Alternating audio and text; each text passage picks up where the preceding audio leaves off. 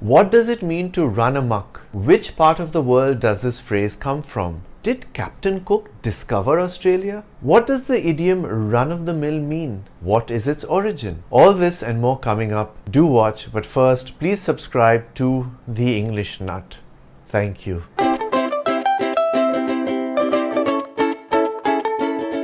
To run amok is to go crazy, go berserk, go on a rampage. While this phrase has violent origins, it is usually applied to milder situations nowadays, such as children running around and making a mess in the house while playing. You could say, while the teachers were in a meeting, the children ran amok in the school playground. Or, thanks to the big discounts being offered by the store, the shoppers ran amok. You could also use the phrase to describe more violent situations. The deranged man ran amok shooting at his neighbors. But what is the meaning of the word amok, you might be wondering? And why the unusual spelling? That's because this word comes to us from Malay. It first reached the English-speaking world via Portuguese. In the latter language, it is spelled amouco or amuco. Around 1516, amuco appeared in the English translation of the book of Duarte Barbosa, an account of the countries bordering on the Indian Ocean and their inhabitants. There are some of them, Javanese, who go out into the streets and kill as many persons as they meet. These are called amuko.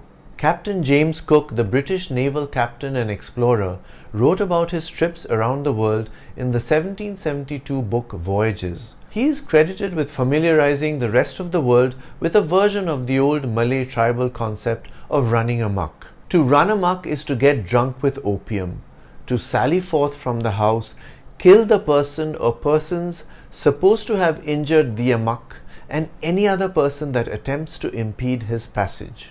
Captain Cook described the amok as a person behaving violently without any apparent cause. The amok would indiscriminately kill or maim people and animals while in a state of frenzy. This would continue till his fellow tribesmen were able to subdue him. At times, the amok would end up dying in the process of being subdued. The Malays did not blame the amok for his actions because they believed that he could not help it. According to their beliefs, he was possessed by the Hantu Belian, or evil tiger spirit, who made him behave violently without being consciously aware of what he was doing. As an aside, it has traditionally been taught in schools that Captain Cook discovered Australia, but the Aboriginal Australians were already living there for centuries. So, if anything, they discovered it. While running amok has mostly been described as a culture-specific phenomenon restricted to Java and Malaysia in the 18th century and earlier,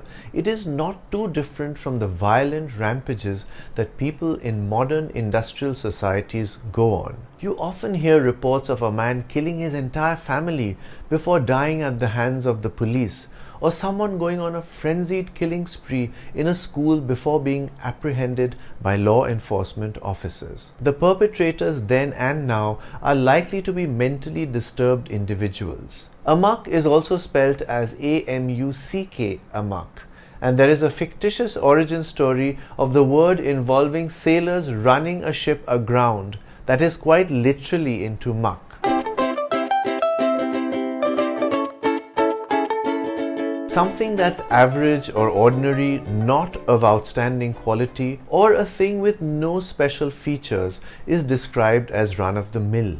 This is how you would use the idiom in a sentence. He was a stylish man and would not settle for a run-of-the-mill ready-made suit. It was a run-of-the-mill movie, but it helped me pass the time. The run-of-the-mill gift he gave her made her feel that he didn't really love her. Your problems are run-of-the-mill compared to his. Run-of-the-mill was originally a commercial phrase that referred to the output of a mill that had not yet been sorted for quality. The phrase was in use in America in this sense since the late 19th century. For example, an advertisement in the Lowell Daily Sun from December 1895 reads, "Seconds and the run-of-the-mill, but for all wearing purposes, just the same as firsts at twice the price." The products referred to in this ad are clothes from a weaving mill.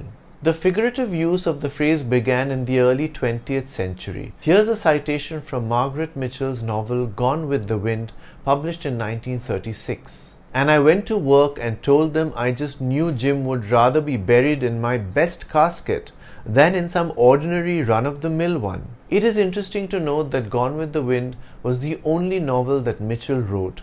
It won the Pulitzer Prize in 1937 and was made into a movie of the same name in 1939. The Oscar-winning movie starred Vivian Leigh, who was born in Darjeeling, of Anglo-Indian ancestry. Do come up with sentences using the two idioms. Write them in the comments section. I'm the English Nut. Bye for now.